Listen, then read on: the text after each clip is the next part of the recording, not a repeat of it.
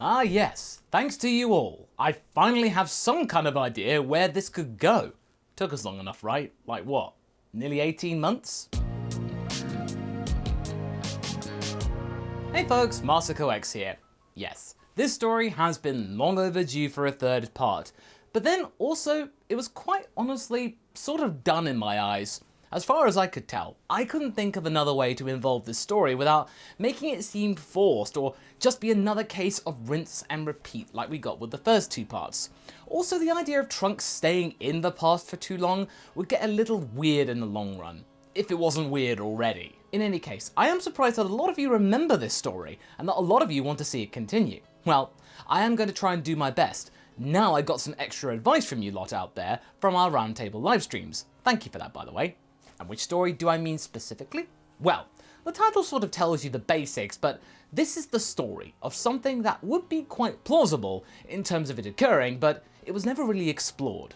The idea that time travel would be, surprise surprise, an imperfect science, it's possible, and if Trunks' mission to go warn Goku and the others about the androids backfired, how might it work, for one example? Would it be something worth listening to? Well, let's up the teenage angst with the next part of What If Trunks Met His Mother in the Past. Okay, first of all, a big shout out goes to Devon for his solution to this quandary, which we shall discuss in a little bit. But either way, cheers a lot, Devon.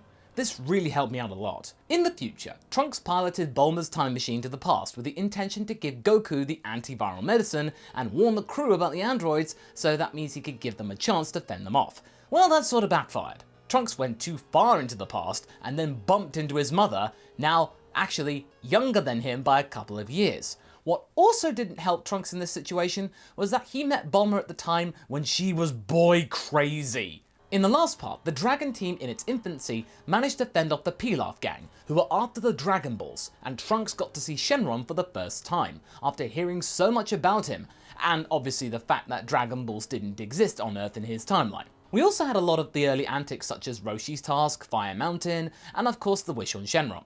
What was the wish again, I hear you ask? Well, suffice to say, in this timeline, Bulma did indeed get her lifetime supply of strawberries, an inexhaustible supply of them. In that moment, Trunks decided to head back to the future, realizing what he was doing here was distracting him from his mission to warn the past about the future cyborg menace. Now alone, Trunks can take stock on what has happened to him over the last couple of weeks. He had the most fun in his life, and was able to relish the Earth as it was meant to be. A calm, tranquil, and most importantly, safe place to be. He could just stay there. The thought did cross his mind, of course it would have done, when he was heading back to his time machine. He would be able to stop any menace coming for decades. Be a true hero. Yeah, that sounds cool. But in reality, it would all be a facade. Yeah, he'd be a hero there, but in the future, he may as well be a coward. He would have run away from the fight against 17 and 18. He would have left his mother alone and vulnerable to their advances. He couldn't do that to his mother. That was the only thing he had left ever since Mr. Gohan was felled. With a somber heart, he enters the time machine and double checks the coordinates and systems so as to make sure he had a safe return to the future.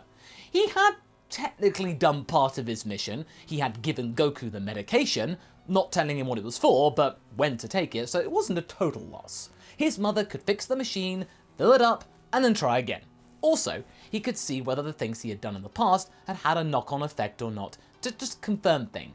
One thing's for sure, he would be able to prove how time worked. With the final details checked, he activated the time machine, and it spooled into life. He takes one last look down at Mount Paozu beneath him. Even if this all fails, I'm glad to have seen the world at peace. Somewhere. Trunks is streaming through the temporal gateway and looking around at the fantastical colours on display. He hadn't realised the last time, on his way to the past, that he was the first human to have ever seen this part of reality. It was amazing. Nothing he had ever seen before could come close to how unusual this was. He looks down at his instruments on the time machine, and sure enough, he is going forward in time. So, okay then. He is heading in the right direction. He wasn't going even further into the past. He had seemingly managed to fix it. And when the machine exits the gateway, he emerges above the ocean, on Earth. It's hard to say where he is on Earth exactly, but this must be maybe one of the few places that the androids hadn't bothered going to. I mean, to be fair, it was just ocean. It was too out of the way for them. Good. He'd been able to slip back undetected. He then comes to rest on a small island and pockets the time machine in a capsule. He could fly home from here. He checked his watch to confirm, and he was indeed just a couple of 100 miles from West City. Not too far. He could just head back home in a couple of hours. But he needn't to worry about them or their destruction. He had something else to worry about. Not long after he started to fly back, he realized something. He could sense tons of people nearby. Millions. That was weird. It was a rarity to see that many people gathered so tightly. They would be sitting ducks if the androids found them. Then he checks his watch to see where he is. Near Papaya Island. Okay, let's go check it out. Maybe he could get them to disperse to save them from a potential ambush. He could maybe do some good on the way back. When he lands, he is met with not scared people, but smiling, happy people. This is even weirder. Why are they acting so carefree? There are androids around, remember? He accosts a couple of people, and to them, he appears as a raving lunatic on about some robots or something. Clearly, he was trying to start the party a little early, and so he was promptly ignored. That is until a certain someone shows up. No way! Trunks? Is that you? Trunks stands still, shocked. Who would know his name other than the androids or his mother? That voice didn't sound like any of them. He turns around slowly and then spots a young adult. Someone around his age. But that hair though, it can't be. Goku? Goku laughs and is pleased to see that the future man remembered his name. He gives Trunks a bear hug and is misty-eyed with excitement. Cool! You came to see me fight! That's so awesome of you, buddy! I've gotten way stronger since we last met, and don't worry! He pulls out the medication that he had kept around his neck ever since they actually met last time, like a pendant. I've been keeping this safe like you told me to. Trunks is sort of touched by this. He had treated it like a memento, like he had done with the 4-star Dragon Ball about his grandpa. Wow. He then snaps out of this feeling of being idolized, remembering where he actually was, and that he really was not supposed to be here. He's got to think of something fast. Hey, Goku, is Bulma here?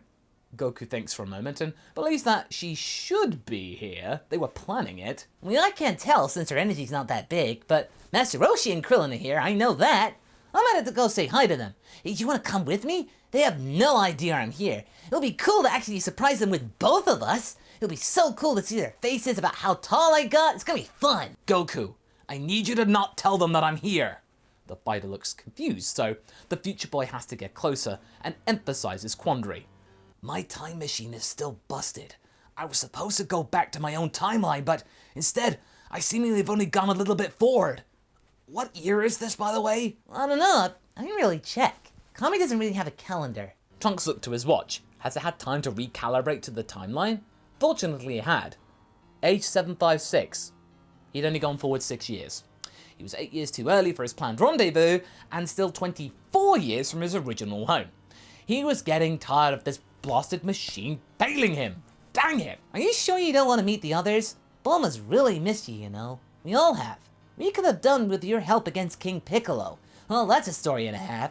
You would have been able to knock him out in 2 seconds flat. Goku laughs in retrospect, trying to ease the tension he can feel generating. Trunks tries to push the compliment back. If I had, you wouldn't have gotten the strength to beat him yourself. That's what you were destined to do, Goku. I'd have only gotten in the way. Goku thinks for a while, and Trunks may have actually been right. It would have actually been really boring if he didn't get a chance to fight at all. However, all this chit-chat had caused something to happen. You! A shrill voice cut through the scene. Trunks stops, and without even needing to turn around, knew who exactly was speaking. Mom? He had to turn around now, and when he did, he spotted Oolong, Roshi, and an aged-up Bulma staring back at him. She looked both stunned and livid. What are you doing here? She gets right up in Trunks' face and eyes him up and down. And you haven't even aged a day since you dumped me. How could you be so cruel? Dumped you? We weren't dating. Trunks splutters in response, but it was no use.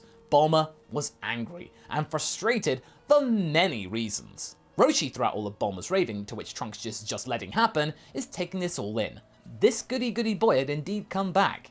Instead of being indifferent though, he was intrigued. This time this boy felt different. This boy was holding power back, and it was a lot of power. He hadn't noticed this before, but right now, there's something interesting. Young man! The bickering stops. Yeah? Don't talk to him, old man. He's only going to abandon us again, or get even younger to spite me. Quit your whining, girl. This is quite the interesting development. Roshi walks up to Trunks and pokes him with his cane. How much power are you holding back, kid? Trunks is surprised. Could the old man read his true energy? No, of course not. Roshi scowls. Don't you lie to me. I've been around a long time. I can smell the scent of a liar, as well as recognize when one is hiding something. Something big.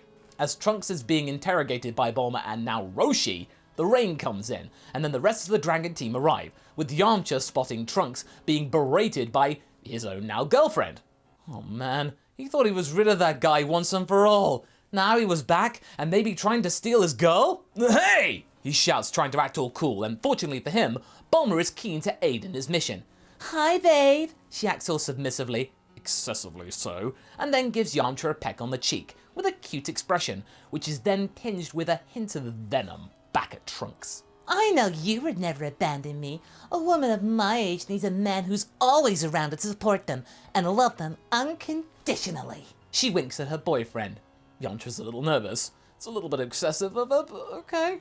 Trunks has no time for this. He turns back to Roshi and nods. I can't lie to you anymore, sir. Yes, I am holding back something, but I can't say what it is. Not yet. Roshi nods. I see. I was right. Goku then comes to his hero's aid. He can't, Master Roshi. He's from the future. If he tells us, we'll all be scrambled and stuff. It's too risky. Phew! Trunks has got, ironically, some time for things to calm down. Roshi then asks Trunks if he's going to take part in the tournament, if he's strong and all. He could be a good yardstick for Goku, in fact, to maybe see the fruits of his training with the Guardian of Earth, see what that's cracked up to be. Unfortunately for Roshi, Trunks declines, and says that he is not here to cause more trouble in this timeline. I need to stay out of trouble. If certain things happen differently to what they do in the future, then things might not work out the way they're supposed to. Bulma is getting tired of all his excuses. She demands that he take part, to say that he's sorry, and also for him to stick around and show off some moves, because despite him abandoning them all, she still found him pretty hot. But it was now a little bit weird because she was older than him now. Ugh, she's thinking time sucks. And so we get the draws, with Chaozu fudging it so the Dragon team don't meet each other until the finals, which means we see Mercenary Tao falling out of the preliminaries after Tenshinhan bested him. Basically, that fight between them happened earlier in the timeline. As that's going on, Trunks spots a green-skinned person. That must be Piccolo, a much younger Piccolo though this time around. Gone was the kind of face he remembered from pictures and what he was told by Gohan. This was nothing like that Piccolo. This Piccolo was much more cruel looking and impulsive. We then go through the matches and, fortunately for Trunks, Goku and Chi-Chi's battle occurs and their courting goes off without a hitch. Good.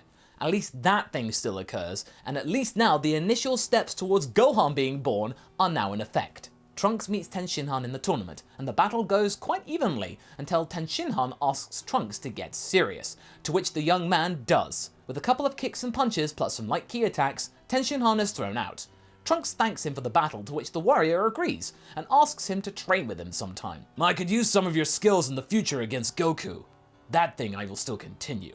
Speaking of, the way the rounds work, we get Goku versus Trunks. This battle is very frenetic, and Goku's excited to see what Roshi was talking about, and Trunks is actually starting to get a little bit excited himself to fight the legendary Goku, in his prime in fact. This was clouding the young man's judgment. The Saiyan in him was bubbling up to the surface. The power increases, and with Goku on the back foot, Trunks decides now is the time to show some more of his strength. Letting back some of his power, Trunks gets into position and descends into a flurry of blows before then unleashing the Burning Attack. Goku sees this and charges up his own Burning Attack, showing that he had perfected the technique himself. Trunks didn't want to go too far though, but Goku was stronger here than he'd ever anticipated, and he actually was stronger than in the timeline, but it required a little more effort. He thought about letting Goku win perhaps, but then he remembered something that Gohan had actually taught him years ago. Gohan had learned that from his father. Always have someone stronger than you to go up against. It means you keep training and you remain humble. So that's exactly what Trunks does. He lets go of some more power and it ends up with Goku losing the round, which then means Trunks goes to the final against Piccolo Jr. Goku isn't too upset about this. In fact, he's delighted. His idol was even more powerful than he thought, and now he would endeavor to get even stronger. Thanks, Trunks. Now I've got to train even harder. I can't wait to fight you again. Trunks chuckles, but then realizes what he's done. He had messed up the timelines again. And now he had to go up against Piccolo Jr. Would that mess things up even more? Maybe, maybe not. He did some thinking though. According to anecdotes, Goku and Piccolo ended in a tie, with Goku promising to get stronger against Piccolo. Now technically, Trunks had already sort of made that happen, albeit with him instead of the Namekian. He was still in control of this timeline, he could make this work. When it comes to the fight with Piccolo, the demon is looking keen to show what he is made of, but Trunks is also keen to scare the demon into submission, so that means he doesn't hurt a single soul. I hope you're ready to realize how big a mistake it is to try and threaten this world. Piccolo balks at this. What? What are you talking about? I'm here to fight you, although I'd honestly rather it be Goku than you. I know why you're here. To get revenge on your father. What? How do you know about my father? Screams Piccolo. Trunks cocks his head and sparks golden. I know a lot of things. He goes Super Saiyan. And that's where we're going to be leaving things for right now. So what do you guys think? How will Trunks handle this fight now he's revealed the transformation? Will Goku be able to learn this himself in the future? Leave a comment below and let's get this discussion going. And I shall see you in the next video. Catch you later!